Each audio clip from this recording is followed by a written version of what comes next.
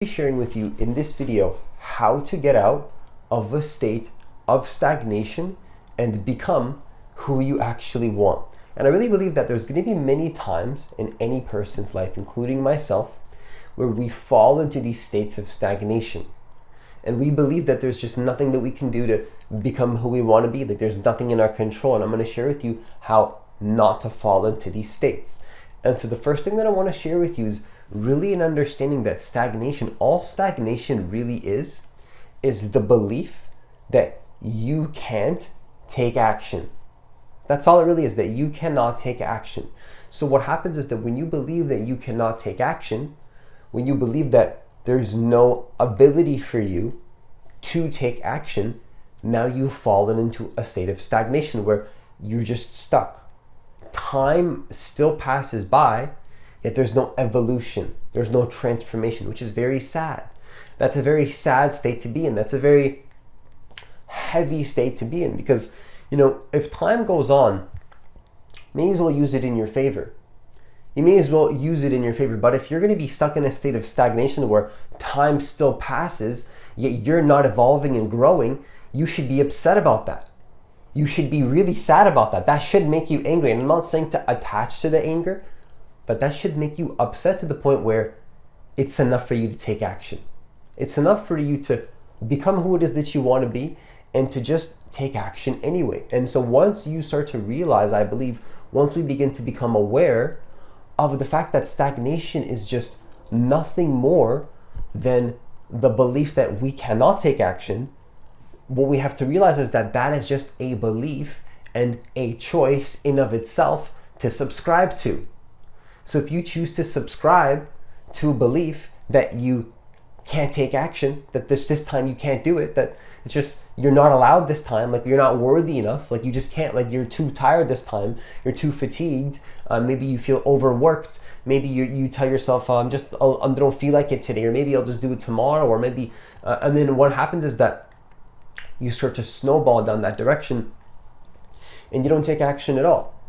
You stop taking action, and that's a huge problem because, really the way that the mind is wired is that either you do it or you don't. Like when it comes to identity, for me, at least the way that my mind is wired, and I believe that many people also possibly can relate to this, is that either you become who you want or you don't. Like there's no in the middle, because in the middle, what that means is that you're indecisive.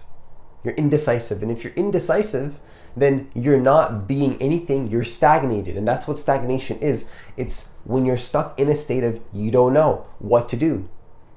And it's okay to not know. I'm not saying that there's a problem with not knowing. In fact, I don't know a lot of things every single day. I don't know. It's okay to admit that you don't know. But you can not know and still take action and still get more results than somebody that doesn't know, but yet they're not doing anything in their life. There's no decision making to become something. So stagnation is the belief that you can't take action, that maybe you can't make a decision. Part of it is making a decision to just simply be something. And how do you do this? Well, first of all, it's realizing that maybe you're believing that you can't make a decision, that you're not worthy, that there's no ability for you. It's really as simple as just decision and then follow through. It's just that simple, but you need to believe you're worthy of that.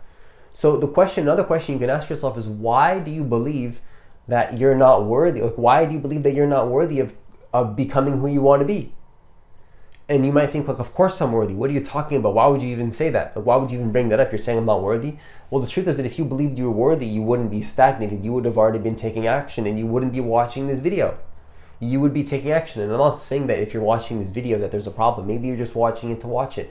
But when we fall into these states, that's the kind of energy that we fall into, where we start to fight with ourselves rather than support ourselves with the negative situations that happen. So what happens is that I believe strongly that if we start to become aware that stagnation is nothing more than the belief that we can't take action, we need to start to reprogram stagnation entirely and see that the second thing that I want to share with you in this video is to understand that all action really is just movement. It's just movement. It's a decision to move forward into something else. That's all action really is. So if you understand that stagnation is nothing more than the belief that you can't take action, but you understand what action is, which is just a movement, well, it's like, why do you believe that you can't move forward? Like, what's stopping you? Like, what's stopping you from moving forward? And oftentimes it really comes down to the vision of where you want to go and then the pain of where you are. So when the pain of where you are becomes more painful than any pain that's associated with becoming a different person and becoming who it is that you want to be, then that becomes the inevitable choiceless choice where you just have to go into a different direction. You have to stop being stagnated. Because stagnation is really a choice that you're subscribing to because you believe that on some level it's still easier. It's still more beneficial to be stagnated. It's still helping you to be stagnated. Otherwise, you wouldn't do it. If you didn't believe that stagnation was better and a better fit for you than moving forward, you would be taking action. But my belief and what I invite every single person to subscribe to is the belief that taking action is actually easier than feeling stagnated, even though you might be putting in more work. You might be putting in more effort. You might be getting more work done. You might be spending literally more hours in a day than somebody else doing work and putting in more effort than other people. Yet for some reason, it still feels like you're less stuck and you feel like you're more connected to who you really are than before. And why does that happen? Well, I think that the reason why this happens is that because there's a part of us that knows when we're living in alignment with our values and what we care about. And when we're doing this consciously, because you could easily be living in alignment with your values, but not have a conscious awareness of your values. So I think that when we understand all of this about the pain of where we are and then the vision and which one do you think is easier to stick to, then you start to move in a much easier way. If you want to take action, which is just movement, you need to, see the pain of where you are as really much more painful if you were to stay there than if you were to just take action instead.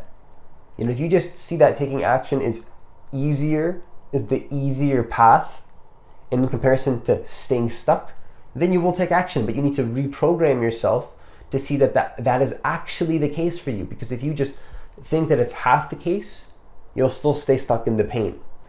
And so the last thing that I want to share with you in this video is just to understand that really ultimately I think that an amazing way to get out of stagnation is to stop viewing negativity and contrast and a state of stagnation as a bad thing.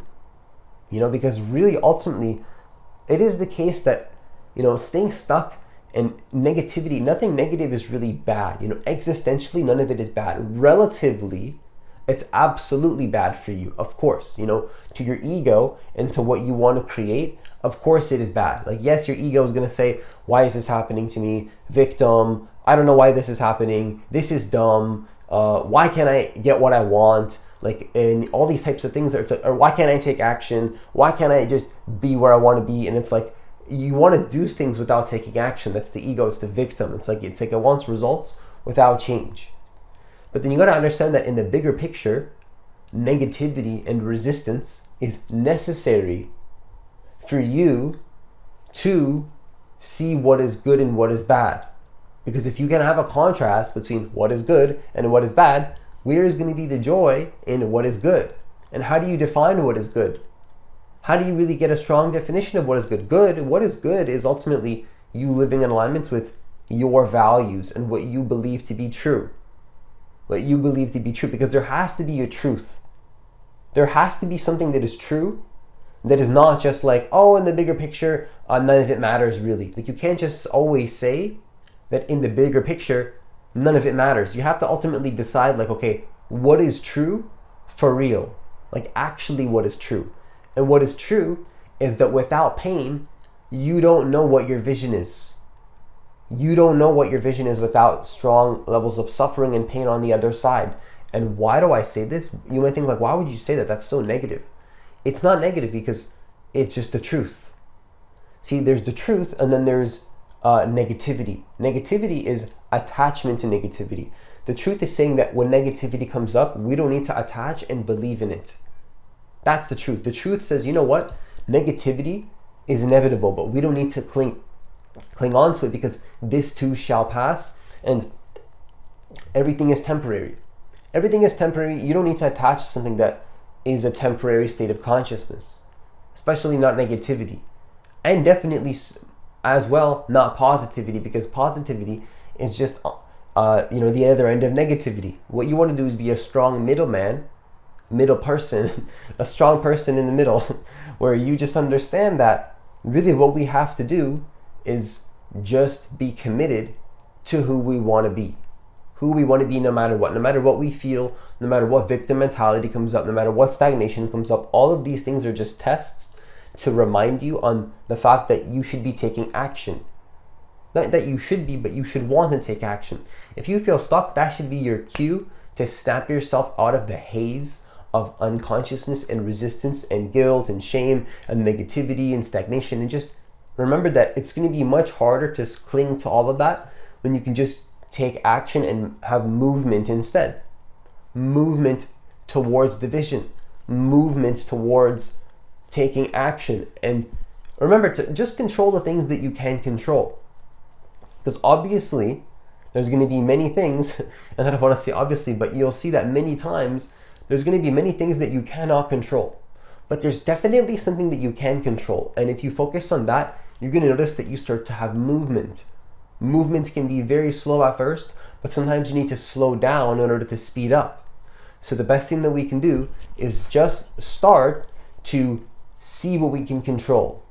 Stop viewing negativity as bad. It's showing you what you don't like. It's showing you what not to focus on. It's showing you what to accept, to allow, but only allow to the point that you don't resist it, and then take action towards the vision.